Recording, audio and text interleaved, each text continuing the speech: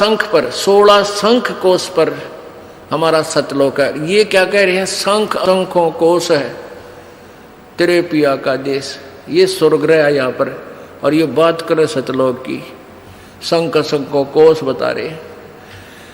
तो यहाँ गड़बड़ेशन हो जाती है, लेकिन फिर भी अब ये मक्खन है, ये भी अच्छे विचार हैं महापुरुषों के, लेकिन ये मक्खन है। अब इसको शुद्ध किया जाएगा, और उसके ऊपर से जो फूई आवेगी उसने बाहर फेंक देंगे, शुद्ध रख लेंगे अपना।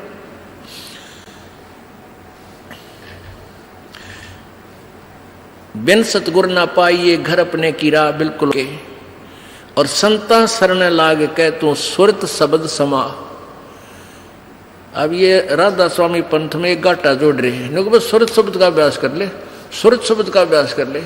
और कैसे 2.5 घंटे सामने बैठे, 2.5 घंटे सुबह नो आकड़ के, इन्हें ना तो सुरत का बेरा ना शब्द का बेरा। और कैसे सुरत शब्द अभ्यास होता है ये भी ना पता इनको। कहते झूठा ज्ञान धन कहाँ लाओ, ये बात विदा चतुराई। थारा ज्ञान नहीं करने का नहीं, तुम कहाँ ध्यान लगाओगे। और परमेश्वर कबीर जी की वाणी है कि कह कबीर सुनो भाई साधो, ये शब्द गुरु चित चेला रे। अब जैसे गुरु और चेले का कितना प्यार, कितना एक घनिष्ठ संबंध होना चाहिए। कह कबीर तुम चरण चित राखो, जो सुई में डोरा रे।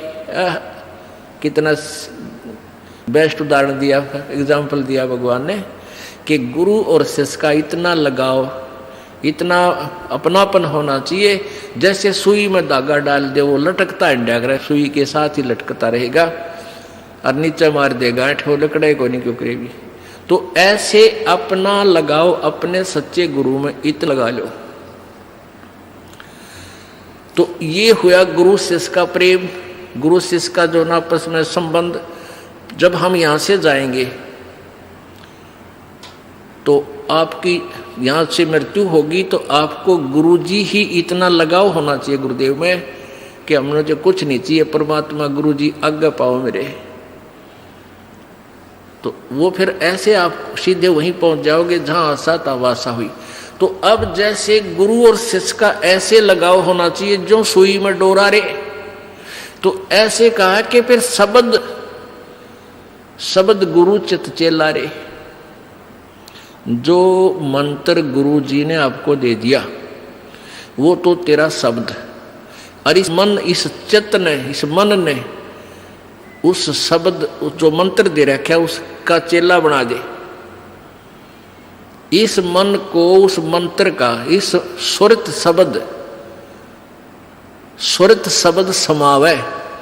तेरी सुरती, तेरी मन, तेरी आत्मा उस दिए हुए मंत्र के साथ ऐसे चिपकी रहे, ऐसा ध्यान रखे, इतना उसका सिमरण करे जो सुई में डोरा रे। यानी ऐसे सुरत और शब्द इसको बोलते हैं। जो गुरुजी ने मंत्र आप दिया है उसके साथ इस मन को इतना जोड़ दे जैसे गुरु और चेले का प्यार हो। तो अब कहते हैं कहे कबीर सुनो भी साधो, अब शब्द गुरु चित चेला रे। गुरु और शिष्य का जो लगाव है, ऐसा ही इस मन को इस मंत्र के साथ ऐसा लगाव लगा, यानी एक पल बीच न दूर ना हो दे। होले सुहागण सुरता त्यार, मालिक गुर जाना है हेतु तो। होले सुहागण सुरता त्यार है तेरा सुन शिखर बरतार, मालिक गुर जाना। ये सुबह आपको सुना दिया था, अब रह कर इसका विश्लेषण कर रहे हैं। अब नित्यानंद जी, ये तो कबीर जी का अमानी जो आगे आपको सुनाई जा रही है। इससे पहले संतों शरण लाग के सुरत शब्द समाह, संक असंकों को से तेरे पिया का देश, और एक पलक में पाइए ले सतगुरु उपदेश। ये ठीक है कि एक पलक में पाइए ले सतगुरु उपदेश। अब 16 शंख कोश की दूरी पर सतलोक है पाताल लोक से, और पूरे संत से नाम लेने के बाद फिर देर नहीं लगे मालिक पाने की। लेकिन आपके अंदर आपके हृदय में ऐसी श्रद्धा मर्यादा अंतिम श्वास तक बनी रहे। सुन सलहली सैल है गगन मंडल के माँ, और प्रेम बिना पावे नहीं चाहे कोट समाधि ला। जब तक आपका प्यार मालिक नहीं उमड़ेगा, इतना भगवान मिले नहीं, और वर्क डन मिलेगा, किया कर्म अवश्य मिलेगा। जो साधना आप कर रहे हो, भक्ति कर रहे हो, दान कर रहे हो, ये मिल अवश्य, ये जरूर मिल जाएगा, लेकिन मालिक नहीं मिल पाओगा जब तक प्यार नहीं उमड़ेगा। अब कैसे प्यार कैसे उमड़ेगा भाई? जैसे सूरज के आगे बदरा ऐसे कर्म छयारे। भाई प्रेम की पवन करे चितमंजन, फिर जल के तेज नयारे। क्या बताते हैं परमेश्वर गिरिजी? क्या गरीबदास जी महाराज परमेश्वर को पाने की कैसी विधि बताते हैं कि जैसे सूरज के आगे बदरा ऐसे कर्म छयारे।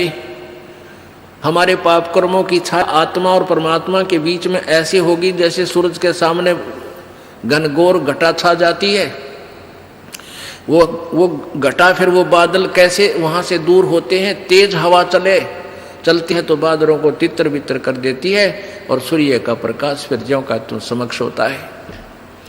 तो ऐसे कहते हैं कि हम आत्मा और परमात्मा के बीच में जो पाप कर्म रूपी जो बादल हैं, उनको कैसे दूर फेंका जाए, कैसे छांटा जाए, कैसे खत्म किया जाए।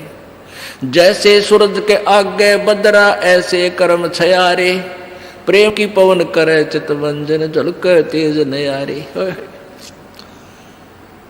प्रेम की पवन, इन पाप कर्मों को काटने का, इनके हटने का क्या लक्षण होता है?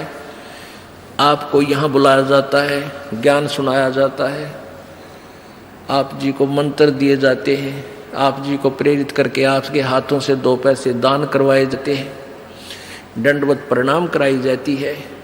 इस सब का उद्देश्य है कि आपका हृदय इतना विनम्र हो कि परमात्मा की चर्चा चल की आंखों से आंसू की धारा बह जा, दरिया बह निकले, चर्चा चले एकांत में बैठ के, या कहीं चर्चा चले दाता की, रह रह कर आंखों में आंसू आने लग जाएंगे। जब मालिक की चर्चा चलेगी तो समझो आपके पाप कर्मों के बादल कटन लाएंगे।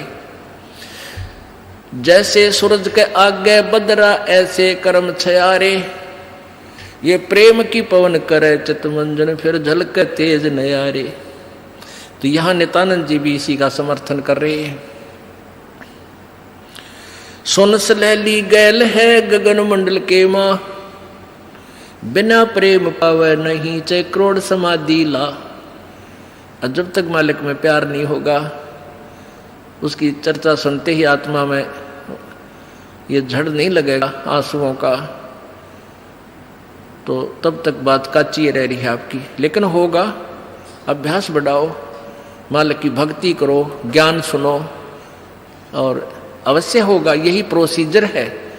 किसी के घने बादल हैं, किसी के थोड़े घने हैं, वह भी इसी तरीके से हटेंगे। हवा चलती रहेगी, धीरे धीरे उनको इधर उधर कर दी।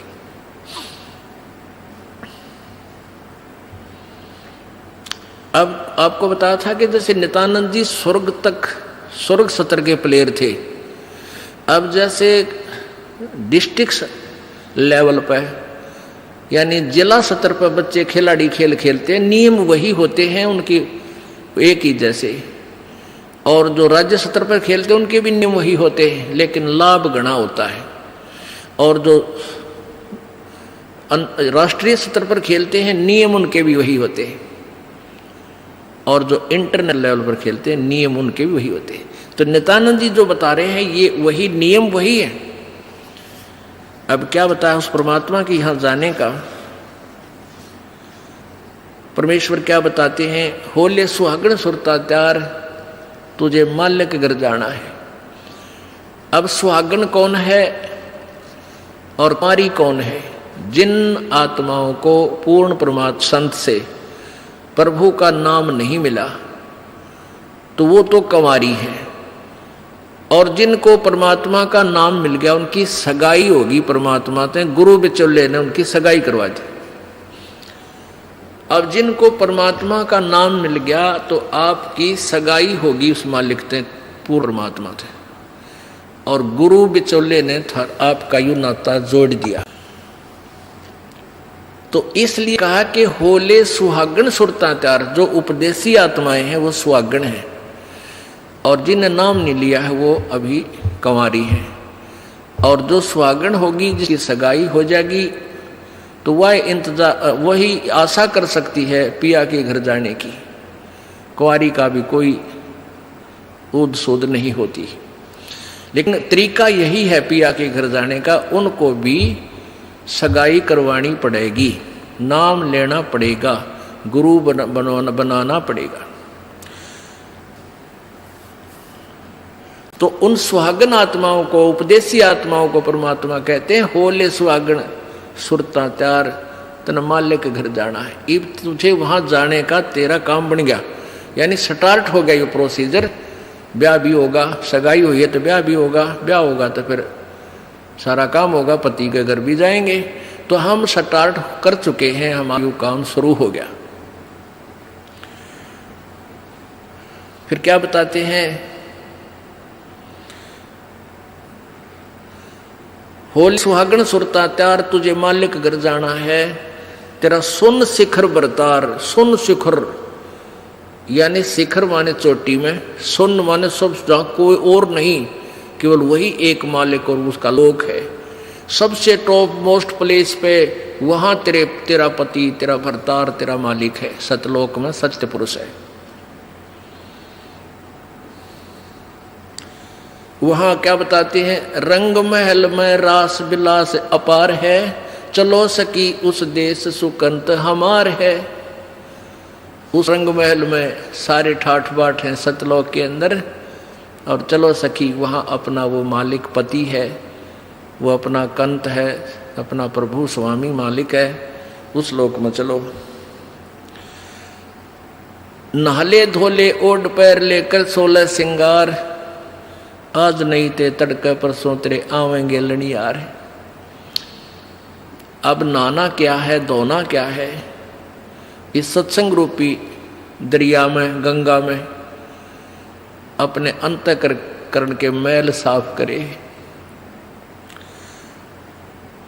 ओढ़ पैर ले, यहां क्या ओढ़ना है, क्या पहनना है, कौन से आभूषण हैं कि साधु जैसा भाव आपके अंतःकरण का दिखे, भक्ता के से लक्षण हो, ये तरह ओढ़ना है। और सील, संतोष, विवेक, दया भाव हैं, ये इस प्रकार के 16 तरह आभूषण है। जो एक जैसे लड़कियां, वैसे ही उदाहरण देने पड़ते हैं उन्हीं के आधार से। लड़कियां शादी जब हो जाती है तो आभूषण पहनती हैं इसलिए कि तू अपने पति को अच्छी लगेगी। तो परमात्मा हमारा पति है, वो हम उसको कैसे अच्छे लगेंगे जब हमारे ये आभूषण होंगे। नम्रता होगी, दया होगी, शील, संतोष, विवेक से हम चलेंगे, किसी की आत्मा नहीं दुखावेंगे, इस दान धर्म करेंगे, सेवा करेंगे, तो तब उस मालिक को हम अच्छे लगेंगे, पसंद होंगे, तब वो हमें स्वीकार करेगा। और सुमन, ध्यान, भक्ति, ये पांचों यज्ञ करके अपनी कमाई करके अपना दहेज बना ले। फिर क्या बताते हैं, आज नहीं ते तड़के परसों, या अब तेरा कभी ना कभी जाने का समय अवश्य आएगा। तेरे साथ की कितनी जाली तू क्यों लारी वार, और गुड़िया खेलत न जन्म खो दिया लाया नहीं विचार। पहले हम बालक से थे, आजकल तो वो सारा छूट गया प्रोसीजर, तो मॉडर्न सिस्टम हो गया। बालक खेल भी गेला, कंप्यूटर तो खेल रहे हैं। पहले क्या था, हम छोटे छोटे बालक थे, उस समय जैसे दहेज देते थे लड़कियों को, तो उनका के देश था, ऐसे कोई क्या करते थे, लड़की को भेजना होता था तो उसके लिए कपड़े लाते, तो उसको क्या बताया जाता था कि इसको आगे वाली, इसकी जो ना सास, ननंद, पितृष्ट और आसपास की जितनी लेना देना होता है, तो उनकी न्यों क्या करते, 40 तीड़ आग्नेया की लाइयो, 40 सूट। तीड़ तना समझते होंगे आजकल के बच्चे, पहला घाघरा हुआ करता है सब बारह, और उसको ऊपर एक कुर्ता, एक चुंदड़ी, उसने नकली बोलिया करते। तो नो क्या करते ये 40 और पहले दिखा करते उसको भेजने से पहले लड़की को गांव की औरतें आती थी गीत गाती हुई और वो देखा करती ये 40 तगलियाँ की हैं, ये 20 पछलियाँ की हैं, ये फलानियाँ की हैं, ये छोरी के हैं, ये दूसरे ससुरे की हैं। तो ऐसे बताते थे। तो वो छोटी लड़कियाँ होती थी ना, छोटी छोटी, पहले स्कूल स्काल कोई जाता नहीं था, वो अपने में टाइम पास कराया करती, कहते गोबर बिटोड़ा करती ना। फिर वो छोटी होती तो क्या करती थी, वो छोटे छोटे टुकड़े कपड़े सिलने के बाद दर्जियों पास हो जाते थे, उन इकट्ठे कर लेती और उनके ऐसी सतह बनता करके और 40 तन्यारी गिनकर दगाल लेती, एक गठड़ी बांध कर उसमें, और 20 न्यारी धर लेती न्यू का, और एक गुड़िया बना लेती, एक खिलौना बना लेती, एक गुड़िया सी खिलौने की स्त्री सी, और उस गुड़िया ने फिर गेल और गुड़िया ने बांध देती गिठड़ी में, ये इसकी तीड़ अगलियाँ की, ये पछलियाँ की। और वो होते ही थी चीथड़े कपड़े टुकड़े से, और उनमें तो दूसरा कोई भाई या बहन उसी के लेवल का, 1-2 साल बड़ा छोटा, और एक आधा टुकड़ा निकाल लेता ना उसकी तीड़ मत है, उस गठड़ी मत है, वो पोटली बांध रही थी वह, तो वह रोन लग जाती वह लड़की, अरे मेरी तीड़ काट ली, 5 पीटर रोवर रोटी नहीं खावे, और ओड चीथड़े ने वह तीड़ बांध रही, वो सूट बांध रही पूरा, तो बालक थी। और जब उस बेटी वाली लड़की बड़ी हो जाती है, युवा हो जाती है, और फिर उसका ब्याह हो जाता है, उसका शादी हो जाती है, विवाह हो जाता है, फिर उसको वो ओरिजिनल तिल मिल रहा है, वास्तविक तिल मिल रहे हैं, उसने वो सूट मिल लेंगे 10-20 जो भी उसके होते थे। तो फिर वह गुड़िया लेना खेला है, क्योंकि वह सैनी होगी, वो मैच्योर होगी। तो पुण्यात्माओं, परमात्मा हमें क्या बताना चाहते हैं कि तुम यहाँ जो बेटा बेटी कार कोठी संपत्ति जोड़ने में जो तुम खेल खेल रहे हो, ये गुड़िया वाला खेल है। और जब आप इतने मैच्योर हो जाओगे, आपका ज्ञान इतना स्वस्थ हो जाएगा, आपको ये पता लग जाएगा कि ये सब नकली सांग है, झूठा सुख है, अस्थायी टेम्परेरी रिलेशन है हमारा यहाँ पर, और हमारा स्थान सतलोक में है। तो फिर आप इन गुड्डा गुड़िया का खेलने की फिर इच्छा नहीं कर सकते, सपने में भी नहीं कर सकते।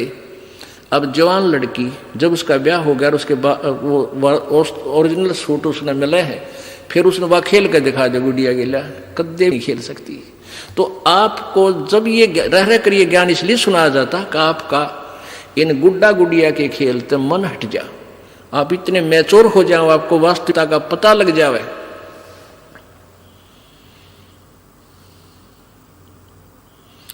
तेरे साथ किए कितनी जाली, तू क्यों लारी वार, गुड़िया खेलत जन्म गवाया, लाया है नहीं विचार, मालिक के घर जाना है। कितने ते गुड़िया खेल कर जन्म खो दिया अपना, सारा ये कार कोठी बेटा बेटियां की जोड़ तोड़ में लगा रहा। अब उस सच्चाई से परिचित हो, फिर पुनः इन गुड़िया से नहीं खेलेंगे। अब तो चलो हैं, अब का जावे कहाँ, फिर भक्ति से ज्ञान से, और कुछ ही समय दिनों में ऐसा समाधान आपका प्रभु कर देगा। बालक बच्चे भी आपके भगवान से डरने वाले, महात्मा की भक्ति करने वाले होंगे, और कुछ दिनों में आपको फ्री कर देगा प्रभु। अब भक्ति करें, बच्चे इतने बुद्धिमान समझदार हो जाएंगे, भगवान से डरने वाले होंगे कि भी माता पिता ने अपना पूरा काम कर दिया, अभी इनको डिस्टर्ब ना करो। और वो परमात्मा से विश्वास करने वाले होंगे कि भी हमारा किया हमें मालिक जरूर देगा। तो इस प्रकार आपको फिर यहाँ से निकालने का एक सुअवसर परमात्मा देगा, और तभी आपका मोक्ष संभव है। तो ये परमात्मा ही करवाएगा, अपने इसके चरणों में पड़ा रहना है। कैसे? द्वार धनी के पड़ा रहे, धक्के धनी के खावे, 100 काल चकजोल ही पर द्वार छोड़ ना जावे। इसका यही तरीका फार्मूला बताया है कि अपने सच्चे सतगुरु के द्वार से दूर नहीं हो जा। चाहे कितना झटके पटके काल दे, आपको छोटी मोटी हानि भी होती दी होने दे, कोई वो भी मालिक की रजा है, उसमें आपके ना ही होने में आपका हित होगा, ये सत्य कर मान लेना। तो फिर आपने हर पहलू को अपनाना होगा कि राज्य क्रमता राम की रजा धरे जो शीस, दास गरीब दरस परस तिन बैठे जगदीश। कच्चा हीरा कृच हुए नहीं सह गण भार, और ऐसा मन ये हो रहा वहां लेख ले करता रहे।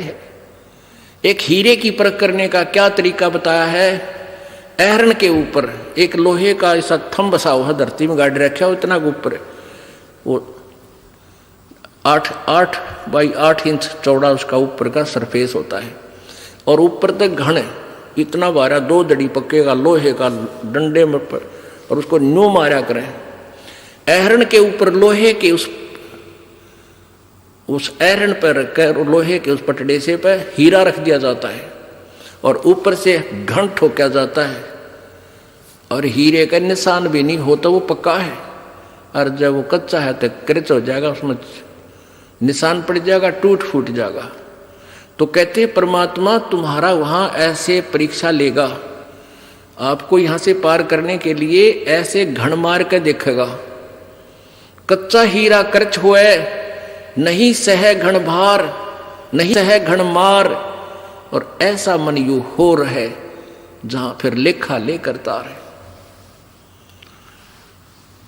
तो परमात्मा कहते हैं कि समझा है तो शर दर पाओ, बहुर नहीं रे ऐसा दाओ। बोलो सतगुरुदेव। राम नाम रटते रहो जब तक घट में प्राणे, कबू तो दीन दयाल के बिनक पड़ेगी कान।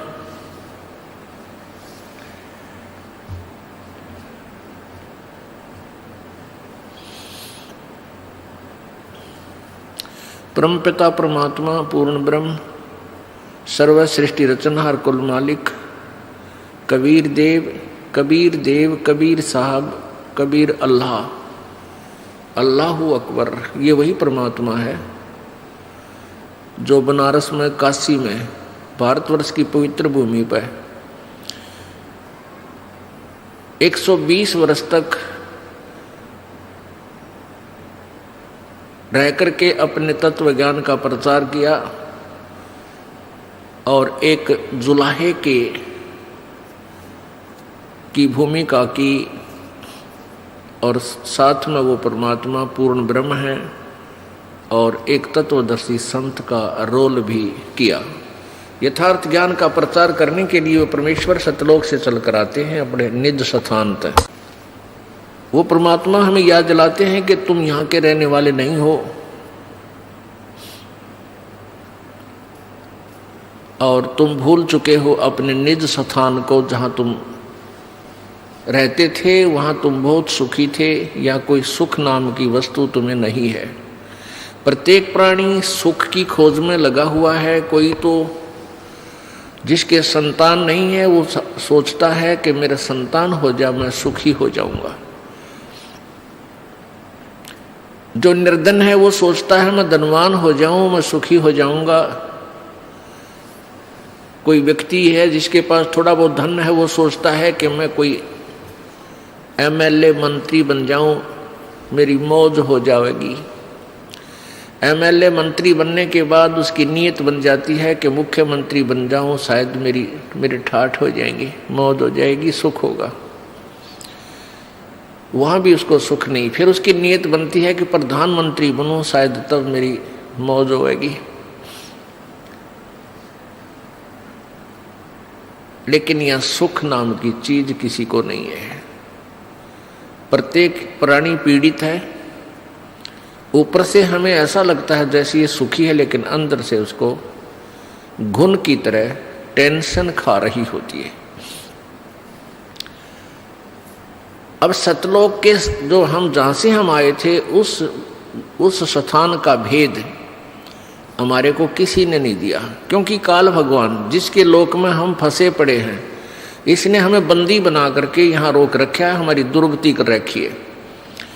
अब जिस लोक के हम रहने वाले हैं उस देश का वो मालिक आता है, हमारा पिता आता है, जो हम गलती से इस काल के जाल में फंसे हुए उनको समझाता है कि तुम्हारा मूल ठिकाना नहीं है। तुम्हें क्यों नहीं पता लगा? पीछे गए ना आगे गए ना बावड़े, रहते भी सब जहां, बिन साहिब की बंदगी कहीं ठोर ठिकाना ना। परमात्मा कहते हैं भाई पहले जो चले गए तुम्हें छोड़कर, वो काल ने भ्रमित कर दिए, कहीं के कहीं पटक दिए ठाकर, वो तो वापस आए नहीं। यूं बताने के लिए आगे बहुत बुरी दुर्गति है, और जो रह रहे हैं शेष ये भी चले जाएंगे, ये भी मर जाएंगे। साथी हमारे चले गए हम भी चालन हारे, कोई कागज में बाकी रह रही तात लगी है वार। अब यह इतने दुखी हैं हम, जिसकी मृत्यु होगी उसको तो हम सोच लेते हैं मर गया भाई मर गया, कोई बात नहीं, इसका अंतिम संस्कार करो और क्रिया करके फारिग हो गए। शेष बचे हुए ये सोचते हैं हम अभी नहीं मरेंगे। परमात्मा कहते हैं विचार करो, जैसे वो चले गए वो भी यही सोचे हुए थे हम अभी नहीं मरेंगे। साथी हमारे चले गए और हम भी चालनहार। परमेश्वर अपने ऊपर ही ये सब उदाहरण दे करके हमें समझाना चाहता है।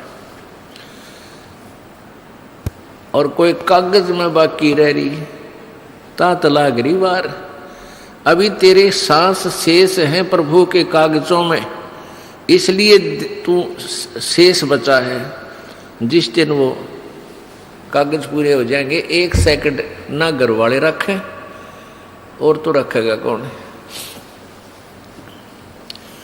तो क्या बताते हैं कि आगे गए ना बावड़े, बावड़े माने वापस नहीं आए, और रहते भी सब जहां, और बिन परमेश्वर की बंदगी की ठोर ठिकाना ना। आज आपने अपना घर, अपना देश, अपने बच्चे अपना ठिकाना मान रखा है कि हम यहाँ रहते हैं, ये हमारा ठिकाना है, और कल मृत्यु हो जाती है। कहाँ गए? पुण्यकर्मी स्वर्ग में, पाप किए हैं फिर स्वर्ग में जब पुण्य समाप्त हो जाएंगे फिर नरक में, और जब नरक वो पाप नरक के जितने भोगने हैं वो भोग पूरे हो जाएंगे, समाप्त हो जाएंगे, फिर पृथ्वी पर गधे की योनि में, गधे की योनि का संस्कार पूरा हुआ, फिर कुत्ते की योनि में, कुत्ते का पूरा हुआ, फिर दूसरे की योनि में। कितने ठोर ठिकाना ना स्वर्ग में ठोर ठिकाना, ना नरक में ठोर ठिकाना, ना मनुष्य जीवन में ठोर ठिकाना, ना देवता रूप में तेरा ठोर ठिकाना। क्योंकि यहाँ तो जन्म और मृत्यु का अटल विधान है। एक ऐसा स्थान है जहां जाने के बाद फिर मृत्यु नहीं होती, वहां कोई दुख नहीं, वहां बुढ़ापा नहीं और मृत्यु नहीं। ये 2 दुश्मन है इस प्राणी के। एक तो वृद्धावस्था, सबसे भयंकर दुख है वृद्धावस्था। अब कोई रोग हो गया, उसका ट्रीटमेंट हो जा, इलाज है। इस वृद्धावस्था का कोई इलाज नहीं। इसका इलाज है लेकिन ये प्रोसीजर लंबा है। परमात्मा के चरणों में आवे, पूर्ण ब्रह्म की साधना करे, परम संत से लेकर आखिरी सांस तक सच्चे दिल से भक्ति करे, तो बुढ़ापे में आने वाली आपदाएं बहुत हल्की हो जाएंगी, बहुत फर्क पड़ जाएगा। लेकिन रहेगी वृद्धावस्था, उठा जाना बैठा जा, पर इतना फर्क हो जाएगा, चीस भड़क कम हो जाएगी, इतना राहत आपको अवश्य देगा। परमात्मा की भक्ति से राहत मिलेगी। और न मृत्यु का विकल्प यहाँ पर एक ऐसा स्थान है सतलोक, जहाँ हम रहा करते थे, वह न मृत्यु होती थी न वृद्धावस्था होती थी। ओए होए, हम उस सुख सतल को छोड़कर इस काल के लोक में दुख सतल पर आ गए। इस काल भगवान ने हमें इतना भ्रमित कर दिया, मिसगाइड कर दिया कि हम अपने मूल ठिकाने को इतना भूल गए, अब विश्वास भी नहीं होता कि भगवान खुद आकर बताएंगे कि और स्थान है यहाँ, इनसे आगे, तो मन मानने को तैयार नहीं होता। काल यही चाहता है कि ये भूल जाओ उस भगवान को, कहीं ये यहाँ से निकल ना जावे, क्योंकि काल भगवान जो यहाँ का मालिक है, ब्रह्म, जिसको ज्योति निरंजन भी कहते हैं, उसको श्राप लगा हुआ है। 1 लाख मानव शरीरधारी प्राणियों का नित आहार करता है, इसलिए उसने ये अपनी अपने खाने के लिए अपने तीनों पुत्रों से, रजगुण ब्रह्मा से, सतगुण विष्णु से, तमगुण शिव जी से, इनसे यहाँ व्यवस्थित किया हुआ है, अपना यू बाग लगा रखा है। रजगुण ब्रह्मा के प्रभाव से सभी प्राणी संतान उत्पत्ति करते हैं, विवत्सय बाई फोर्स करवाता है। और सतगुण विष्णु जी के प्रभाव से एक दूसरे में मोह ममता इतनी जकड़ दी जाती है, जीव के बस का नहीं। और तमगुण शिव जी हमारा संहार कर देता है। तो ये काल भगवान नहीं चाहता कि कोई प्राणी परमात्मा के बारे में जान सके, भ्रमित ज्ञान करवाता है, अपने दूत संत भेज के उल्टा ज्ञान की कथा सुनवाता है, पूरे समाज को शास्त्र विरुद्ध ज्ञान से रंगवा देता है। परमेश्वर स्वयं आते हैं और अपने तत्व ज्ञान का वो प्रचार स्वयं ही करते हैं, अपनी महिमा आप बताते हैं, अपने सतलोक के विषय में जानकारी देते हैं। उस सतलोक में हमें कितना सुख है। शंखों लहर मेहर की उपज कहर नहीं जा कोई, दास गरीब अचल अविनाशी सुख का सागर सोई। शंखों लहर मेहर की उपजे और कहर नहीं जा कोई। ओए होए, दास गरीब अचल अविनाशी सुख का सागर सोई। अब कभी कभी एकांत में अकेले बैठे हों, एक बार एक ऐसी हिलोर उठती है आत्मा में, इतना आनंद आता है उस समय कि कोई भी दुश्मन शत्रु नहीं लगता, कोई बुरा नहीं लगता, सब अपने से लगते हैं। और वो आनंद एक विशेष आनंद होता है। वो कुछ ही क्षणों के लिए रहती है, फिर तुरंत चली जाती है, फिर कोशिश करने से भी सेट नहीं हो पाते हैं। उसके जाते ही फिर कहर की लहर शुरू हो जाती है, उसको ऐसे कर दूंगा, उसको ऐसे कर दूंगा, उसने मेरी हानि कर दी। भाई लड़की नहीं ब्याही गई, किसी की बेटी की ब्याह हो गया तो बेटी का बालक ना होए, भगवान क्या होगा, कहीं वो छोड़ ना दें। और इसी प्रकार ना जाने बिना गिनती की टेंशन और वो कहर की लहर प्रारंभ हो जाती है। परमात्मा कहते हैं उस सतलोक के अंदर, गरीबदास साहिब जी बता रहे हैं, आंखों देखा कबीर परमेश्वर की कृपा से गरीबदास जी महाराज जी ने सतलोक के दर्शन किए थे और परमात्मा को देखा था। उन्होंने आकर बताया था कि हम सुल्तानी नानक तारे दादू को उपदेश दिया, जाति जुलाहा भेद न पाया वो काशी माए कबीर हुआ। वही गरीबदास साहिब जी आंखों देखा हाल बता रहे हैं कि शंखों लहर मेहर की उपजे कहर नहीं जा कोई, और दास गरीब अचल अविनाशी सुख का सागर सोई। वो सुख का सागर है। पुण्यात्माओं, सत्संग ज्ञान से ज्ञान होता है। पहले हमने अज्ञान सुना था, वो अज्ञान सेट हो गया हमारे हृदय में, वो सच्चा मान लिया हमने। अब इस तत्व ज्ञान को सुनोगे रह रहकर, ये भी आपको कुछ दिनों में सेट हो जाएगा और ये सत्य है, ये सत्य ही सत्य महसूस होगा। पहले असत्य को हम सत्य मान बैठे थे, तो इस ज्ञान से ही आपको ये ज्ञान होगा। अब मृत्यु तो एक दिन होनी है और इसका कोई फिक्स भी कोई नहीं। अंदाजा ला रखा हमने कि भाई 100 वर्ष तक आदमी व्यक्ति मानव शरीर रह सकता है, लेकिन ये 60-70 वर्ष के बाद तक ये शरीर भी जान का झाड़ हो जाएगा। वो जीवो चाहे ना जीवो 70 साल पाछे, तो वो तो ठीक है, लालच छूटा को ना, मरा जाता को नहीं, जीव प्यारा सब ने लगे है, चाहे 100 वर्ष का भी हो गया, नहीं सोचा और जी जाऊं। तो ऐसी भावना क्यों है हमारे अंदर?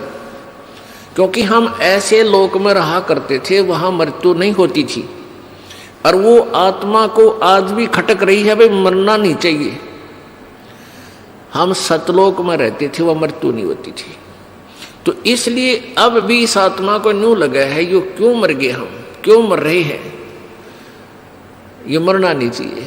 तो ये बीमारी तो, इसका विकल्प तो यहाँ है ही नहीं, या तो हार्ड एंड फास्ट रूल है। अटल नियम है यहाँ का, जो जन्मा सो मृत्यु होगी, मृत्यु होगी उसका जन्म जरूर होगा। और सतलोक में ये नियम है कि वहां पुनर्जन्म नहीं है, वहां वृद्ध अवस्था नहीं है, युवा शरीर रहेगा, सदा युवा शरीर रहेगा, किसी चीज का अभाव नहीं, कोई वहां काम नहीं, और ये हार्ड चाम का शरीर नहीं। पुण्यात्माओं, ज्ञान से ही ज्ञान होता है, सुनने से ही ज्ञान होता है, सत्संग से आपको प्रेरणा मिलती है कि हम अपनी मृत्यु तो होनी ही है, अवश्य होनी है। तो क्यों ना हम अपना पूरी टारगेट, पूरा उद्देश्य सच्चे दिल से सतलोक जाने का बनाए, क्योंकि इस ज्ञान से आपको ये प्रमाण मिलेंगे, 100 प्रमाण देगा ये दास आपको कि ये लोक अपना नहीं है, अपना लोक सतलोक है। और उस सतलोक को किस किस ने सेकंड किया है, किस किस ने समर्थन किया है, खुद परमेश्वर ने आके बताया कबीर जी ने। और फिर कबीर परमेश्वर जी ने अपनी प्यारी आत्माओं, जो अश्रेष्ठ आत्माएं होती हैं, उस समय अच्छी आत्माएं होती हैं, उनको अपना गवाह बनाया, उनकी आत्मा को सतलोक लेकर गए, उस प्यारी आत्माओं को सचखंड दिखाया, अपना वास्तविक वहां परिचय कराया, समर्थता का ज्ञान कराया, वहां का सुख से परिचित करवाया, फिर उनको वापस शरीर में छोड़ा, जनता में वो अपना ज्ञान प्रचार करवाया। उन्होंने सभी ने एक जैसा ही मार्ग बताया है, जैसे आदरणीय धर्मदास साहिब जी बांधवगढ़ वाले, आदरणीय मलुकदास साहिब जी, आदरणीय दादू साहिब जी, आदरणीय नानक साहिब जी, जिससे सिख धर्म का उत्थान हुआ, आदरणीय गीसादास साहिब जी, आदरणीय गरीबदास साहिब जी, इन सभी पुण्यात्माओं ने परमात्मा को पाया। इन्होंने सचखंड सतलोक आँखों देखा और फिर वापस आकर के उस अनुभव की आंखों देखे, उस परमात्मा की शक्ति समर्थता का अपने अमरवाणी में कलम तोड़ विवरण किया।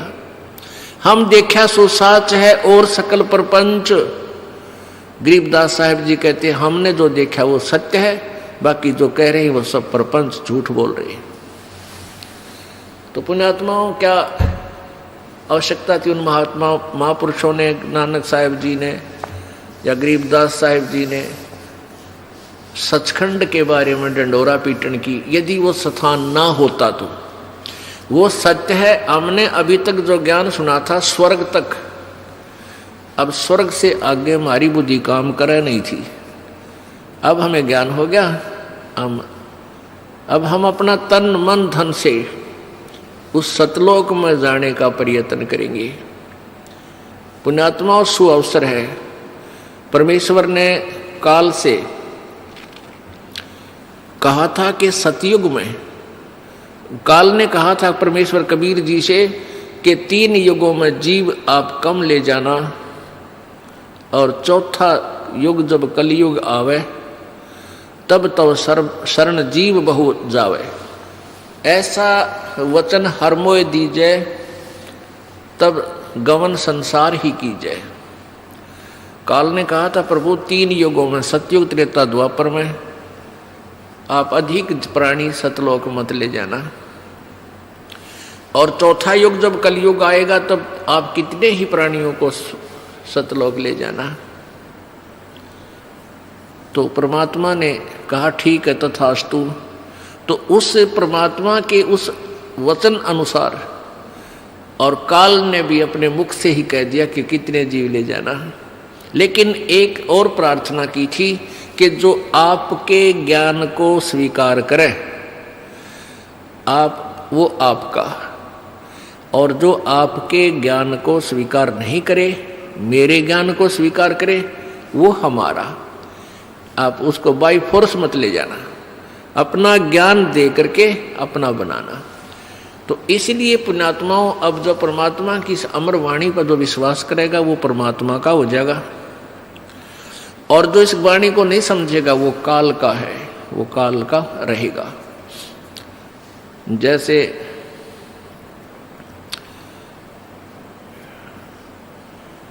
ये कोयल होती है, कोयल ये अपना अलग घोंसला बना के अपने अंडे उत्पन्न नहीं करती, क्योंकि ये कौवे जो होते हैं कोयल के अंडों को खा जाते हैं। वो क्या बुद्धिमत्ता करती है कि मादा कौवी जो होती है, मादा कौवी, वो जहाँ भी उसने अंडे उत्पन्न कर रखे होते हैं घोंसले में, जब वो कहीं इधर उधर चुग्गा चुगने जाती है, आहार के लिए बाहर जाती है, तो मादा कोयल तुरंत वहाँ जाकर के अंडे उत्पन्न कर देती है। 2 उस कौवी के होते हैं, कौवे के अंडे होते हैं, और 2 कोयल के। अब वो कौवी वापस आती है, वो देखती है 4 अंडे हैं, वो पहचान नहीं पाती है मेरे कौन से हैं, इसलिए वो चारों की परवरिश कर देती है, उनको से करके मैच्योर बना देती है, बच्चे निकाल देती है। अब कोयल और काग के बच्चों में कोई अंतर नहीं होता जब तक वो छोटे होते हैं। अब वो मादा जो कोयल होती है वो देखती रहती है कि तेरे बच्चे इस घोंसले में हैं और इन चरवा मत हैं, वो भी नहीं पहचान पाती है कि मेरे कौन से हैं। जब वो बच्चे कुछ उड़ने लग जाते हैं, दूर दूर तक उड़कर वापस आते हैं, वो देख लेती है कि अब ये सैर सपट्टा करने लायक गए, तो फिर वो दूर वृक्ष पर बैठ गए अपनी बोली बोलती है, कुहू कुहू कुहू। जो कोयल वाले बच्चे होते हैं वो अपनी माँ की बोली को पहचान जाते हैं, वो ऐसे ऐसे करते हैं।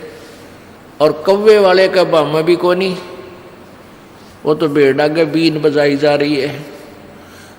अब काग वालों के बच्चों, काग वाले बच्चों के उस वाणी का प्रभाव नहीं हो रहा, और कोयल वालों का हो गया। उन्होंने देखा कि ये आवाज़ उधर से आ रही है, तो वो कोयल वाले बच्चे उड़कर उस आवाज़ की तरफ चल पड़ते हैं, और कोयल फिर उड़कर कुहू कुहू करती हुई आगे को चल पड़ती है।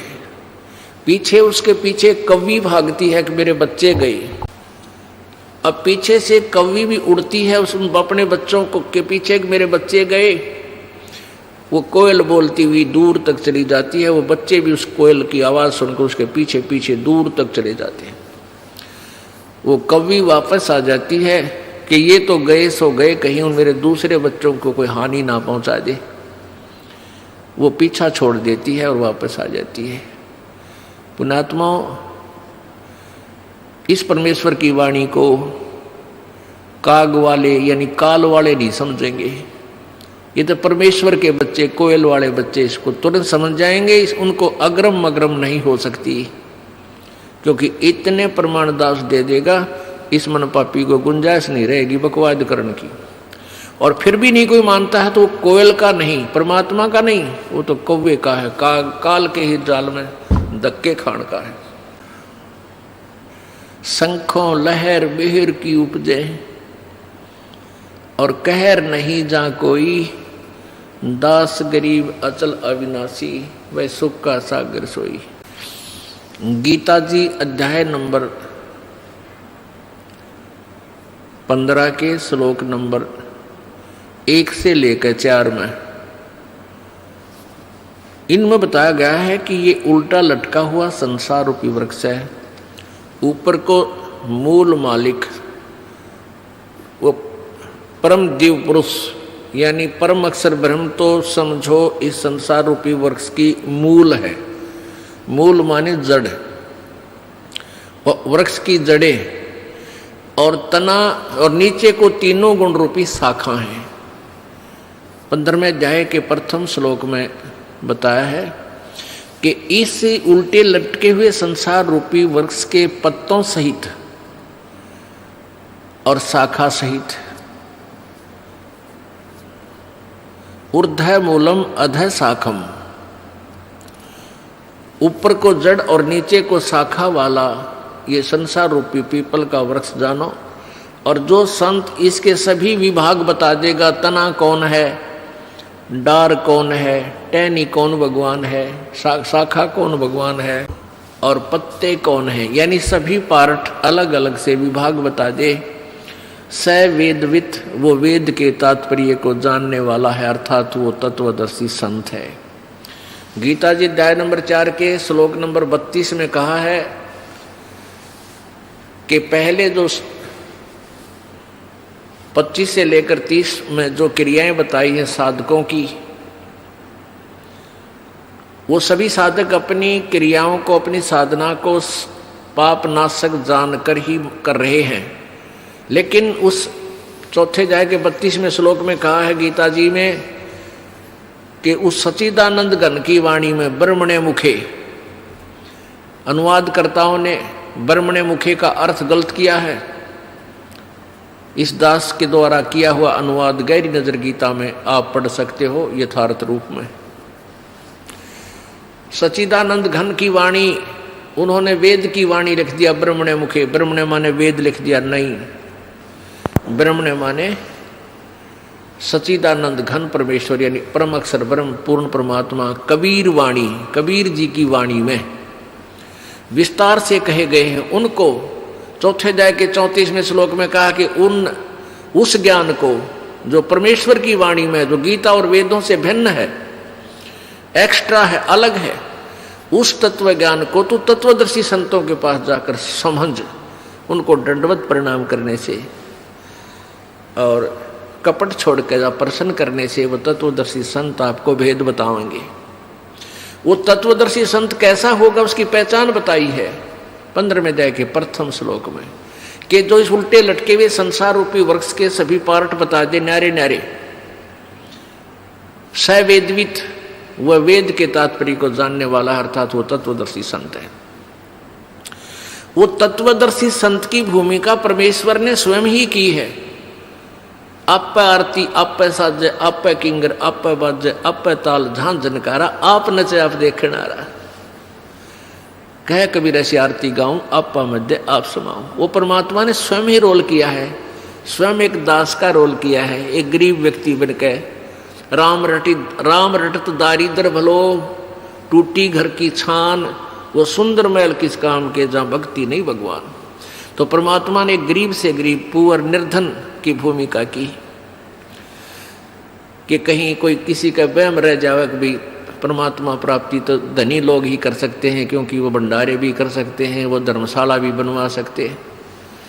पुण्यात्माओं, धनी और निर्धन सभी परमात्मा पा सकते हैं, लेकिन संत पूरा हो, उनकी नीयत साबित हो, श्रद्धा पूरी हो, आजीवन मर्यादा में रहे, दोनों पार होंगे।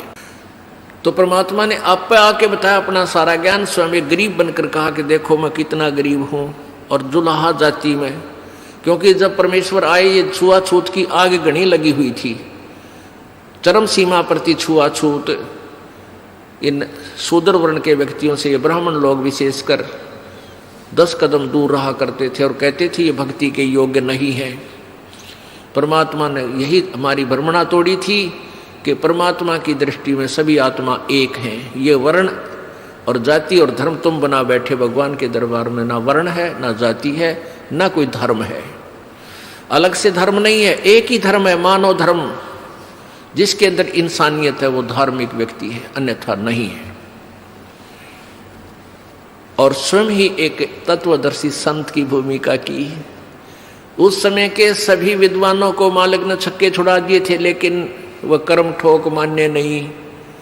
वो संस्कृत भाषा जानते थे, समाज अशिक्षित था, इसलिए उन नकलियों का दाव लगा रहा कि कबीर झूठ बोलता है, कबीर जी झूठ बोलते हैं, ये वेदों और शास्त्रों को नहीं पढ़ सकते क्योंकि ये अशिक्षित है। यजुर्वेद अध्याय नंबर 40 के श्लोक नंबर 10 से 13 तक 2 बार प्रमाण दिया है कि वेद ज्ञानदाता ब्रह्म बोल रहा है कि परमात्मा के विषय में विशेष जानकारी वो तत्वदर्शी संत बताएगा, उससे पूछो। इससे सिद्ध है कि वेद ज्ञान से भी अलग कोई और ज्ञान है।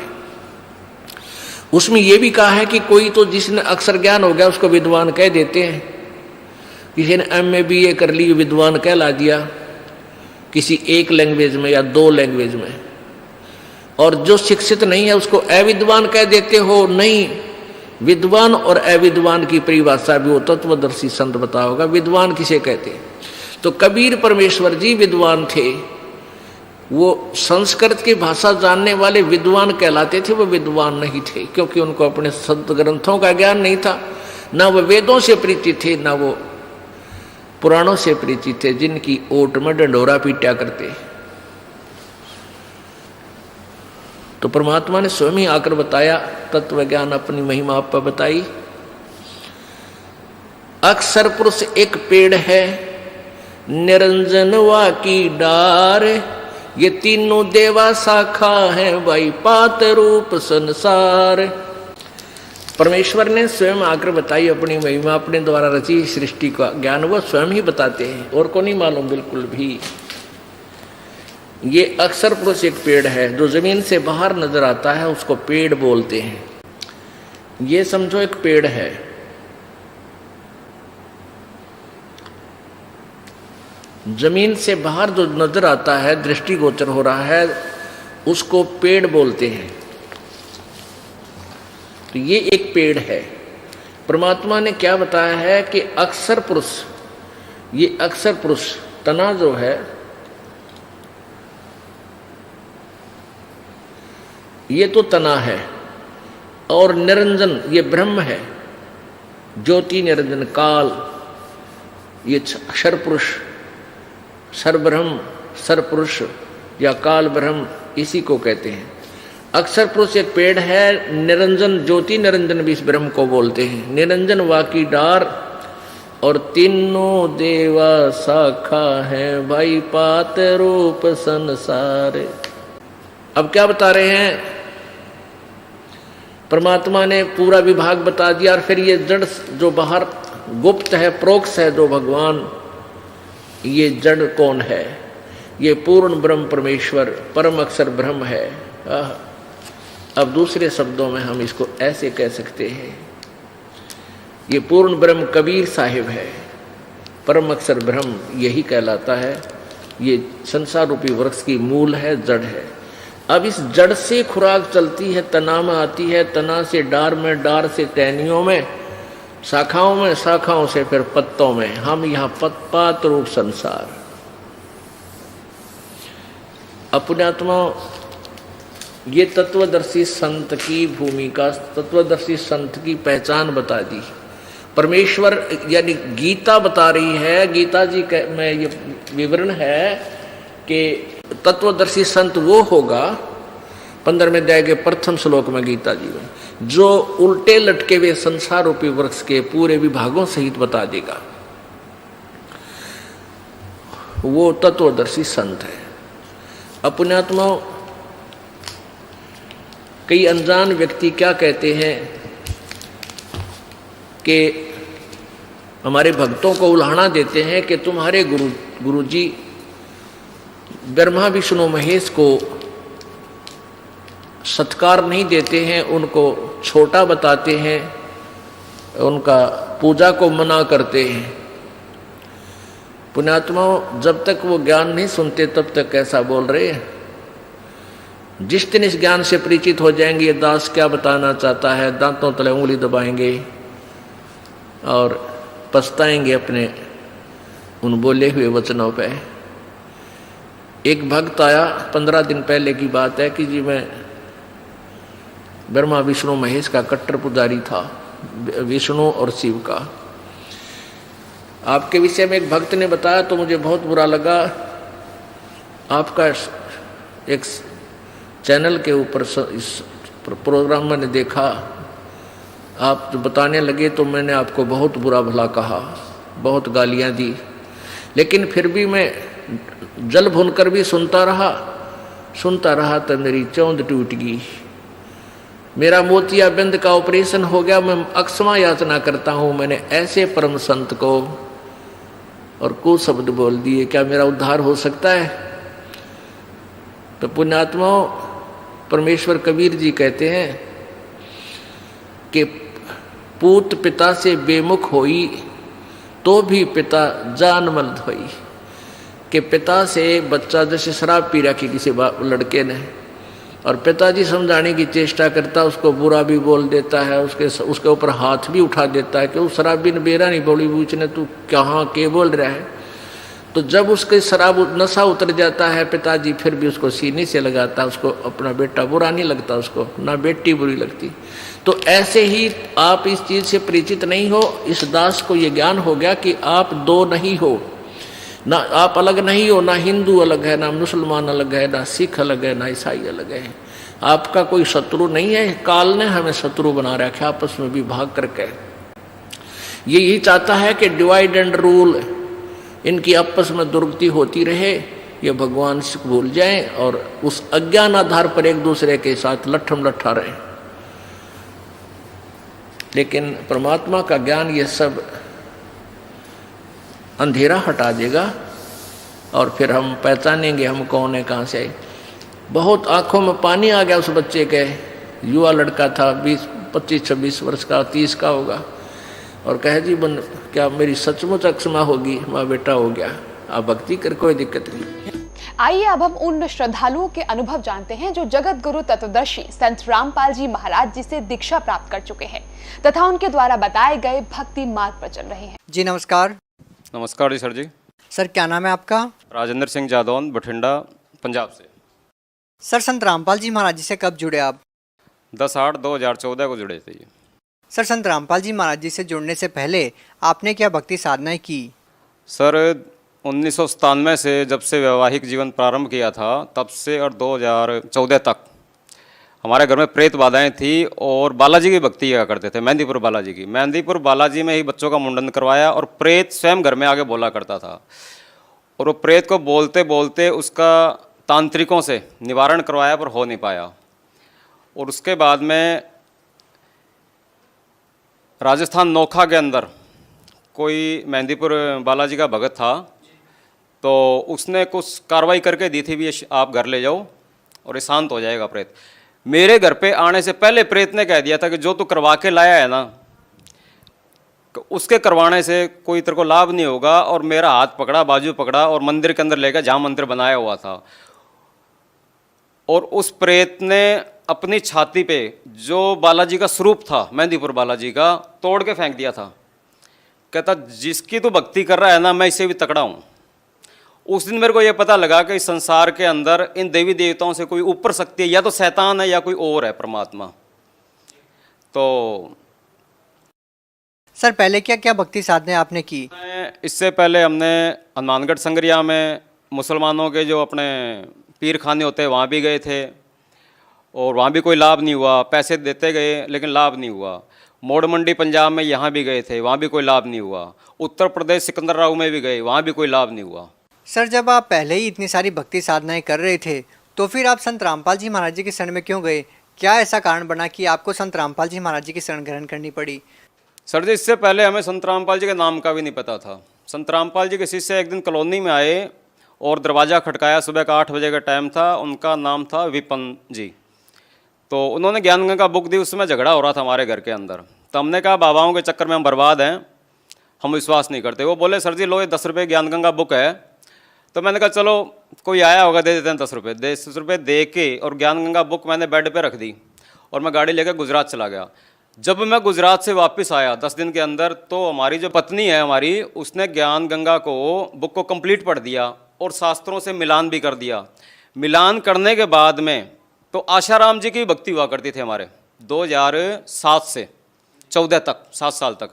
इसी दौरान तो उन्होंने ये कहा कि जितना भी उनका अनुभव था किताब का, बुक का मिलान किया, तो सारा मटेरियल उन्होंने जल प्रवाह कर दिया और बोले ये है हमारी असली भक्ति, जो हम कर रहे थे वो सही भक्ति नहीं थी। तो 10/8/14 को हमने सतलोक आश्रम गए और वहाँ दीक्षा ले ली। सर जैसे कि आपने आसाराम बापू का जिक्र किया, उसके बाद आप संत रामपाल जी महाराज जी की शरण में आए, तो सर दोनों संतों के अंदर आपको क्या भिन्नता नजर आई और क्यों आपको ऐसा लगा कि संत आसाराम जी द्वारा दी गई भक्ति सही नहीं है? आसाराम बापू की भक्ति यूँ सही नहीं थी कि मेरी गाड़ी के 3 एक्सीडेंट हुए थे और उसमें मेरे पास 176 गज ज़मीन थी, जो कि एक 30 फुट रोड और एक 26 फुट रोड पे, मेन रोड पे मकान था। 2 किस्तों में मेरे को बेचना पड़ा। वो कर्जा इतना चढ़ गया कि ज़मीन बेचने के बाद में भी 7 लाख रुपए कर्जा रहा 3 एक्सीडेंट के अंदर, तो बर्बाद हो गया। उसके बाद में किराए पे चला गया। लेकिन ज्ञान गंगा जब बुक आई, बुक आने के बाद में दीक्षा ली, तो दीक्षा मैंने क्यों ली, इस विषय से ली कि मैंने कोई गुरु नहीं बनाए अपने लिए लाइफ में। हमारी भक्तमती धार्मिक थी, हमारी पत्नी जो है धार्मिक थी, तो मैंने कहा भाई चलो ये जो शक्ति है, ये जो ज्ञान है, इससे अति उत्तम होगा, क्योंकि गुरु कोई भी नहीं छोड़ के राजी है, चाहे वो असली हो या नकली हो, जो भी हो। संत रामपाल जी का जो ज्ञान था वो हमारे धर्मशास्त्रों के अनुसार है, और जो आसाराम बापू का जो प्रचार जो कर रहे थे वो लोकवेद के आधार पे कर रहे थे, उसका कोई प्रमाणित नहीं था, अपने इसमें शास्त्रों के अंदर कोई प्रमाण नहीं था। सर, जैसा कि आपने बताया कि संत रामपाल जी महाराज आपको प्रमाणित ज्ञान दे रहे थे और शास्त्र विधि अनुसार आपको भक्ति दी, तो सर हम आपसे ये जानना चाहते हैं कि संत रामपाल जी महाराज द्वारा दी गई साधना को करने के बाद आपको क्या लाभ मिले? उससे जो हमारा मकान बिक गया था, ज़मीन और प्लस 2 मंजिल मकान बना लिया है मैंने संत रामपाल जी से जुड़ने के बाद में। पहला लाभ तो ये हुआ। अच्छा, बच्चों की 3 साल पहले मैंने रमैणी की थी। रमैणी क्या होती है इस विषय में हम नहीं जानते बिल्कुल भी। संत रामपाल जी ने ही बताया कि ये संतों की भाषा में रमैणी विवाह को बोलते हैं, और उसके बाद में आज तक घर में सुख शांति है और कोई भूत प्रेत बाधा नहीं है।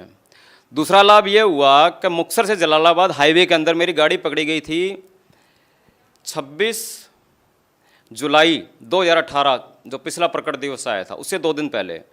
जैसे मेरी गाड़ी पकड़ी गई, मेरी गाड़ी के कंप्लीट कागज चलान में गंगानगर थे आरटीओ के पास। तो मैंने कहा परमात्मा, अब मैं शायद ही पहुंच पाऊंगा आपके प्रकट दिवस पे।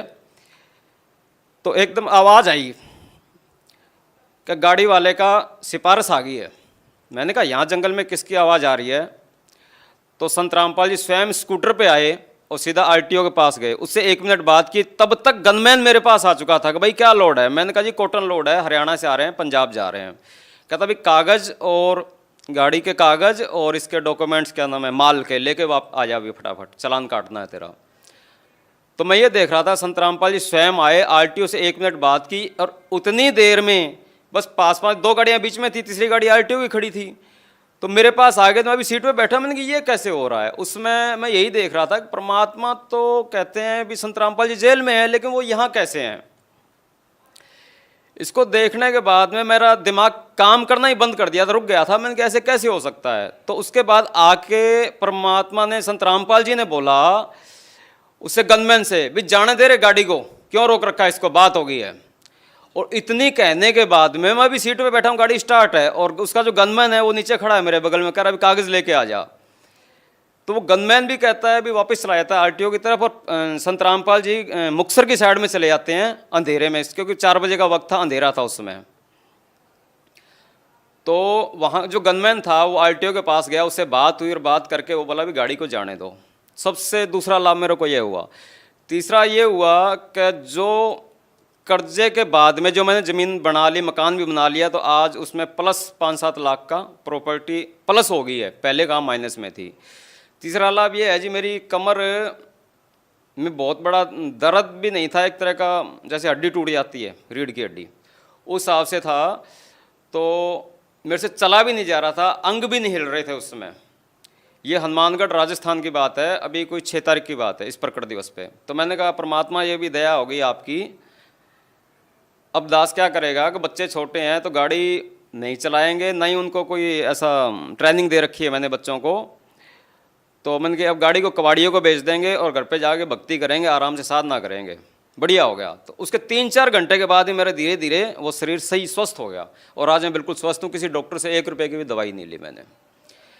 5वां लाभ जो है वो ये है कि हमारी जो पत्नी है उसको खूनी बवासीर था और लिकोरिया की बीमारी थी, वो भी आज कंप्लीट स्वस्थ है बिना दवाई के, संत रामपाल जी से नाम दीक्षा लेने के बाद में। आज तक यही लाभ है, सुख शांति है और अपना सही जीवन जी रहे हैं। और अपने सर जी ऐसा था, दुकान है घर के अंदर, नीचे ऊपर रिहाइश है, 2 मंजिल मकान है। तो उसमें एक बार ऐसा हुआ था, कुछ पैसे रखे थे, शाम को गल्ला कंप्लीट रखने में 4000 के करीब थे, और उसमें से जैसे किसी को 1500 रुपये दे दिए गए थे।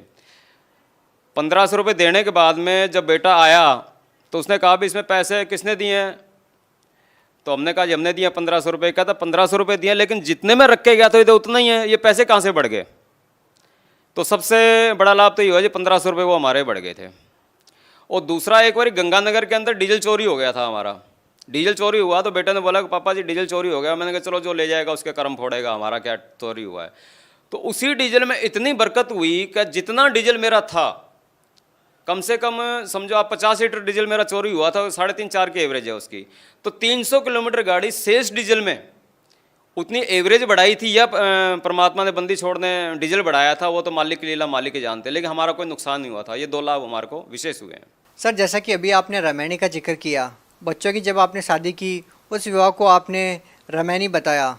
संत रामपाल जी महाराज द्वारा सादगीपूर्ण विवाह करवाया जाता है। सर इस सादगीपूर्ण विवाह के बारे में बताइए, किस प्रकार से करवाया जाता है? संत रामपाल जी ने जो रामायणी है, इससे पहले हम भी नहीं जानते थे। ये 17 मिनट में शादी होती है। रामायणी कहो या शादी कहो, वो भाषा अलग है। और इसमें ना दहेज लिया जाता है ना दिया जाता है। इसमें कोई बारात नहीं, कोई बैंड नहीं, कोई बाजा नहीं, कोई सेहरा नहीं, कोई पंडित नहीं, कोई काजी नहीं, ना ही कोई हवन फेरे हैं।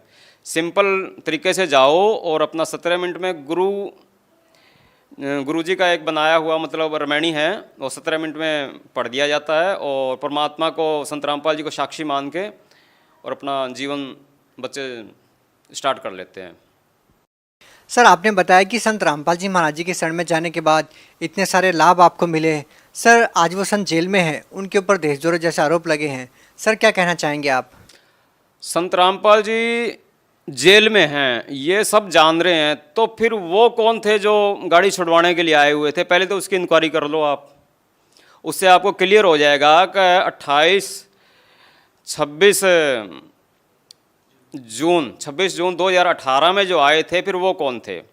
ये सशरीर कबीर साहिब आए हुए हैं और अपनी शक्तियों को छुपाए हुए हैं। और जब भी ये आते हैं, सर जो श्रद्धालु है वो कैसे विश्वास करेंगे संत रामपाल जी महाराज के ऊपर? संत रामपाल जी महाराज पे ऐसे विश्वास करेगा, जब कबीर साहब 600 साल पहले आए थे तब उन्होंने अपने आप छुपा के ही लीला की थी। चाहते तो वो एक पल के अंदर ही अपनी शक्तियों को उजागर कर देते, लेकिन एक आम इंसान की तरह उन्होंने उपदेश दिया था और समझाने का प्रयास किया था।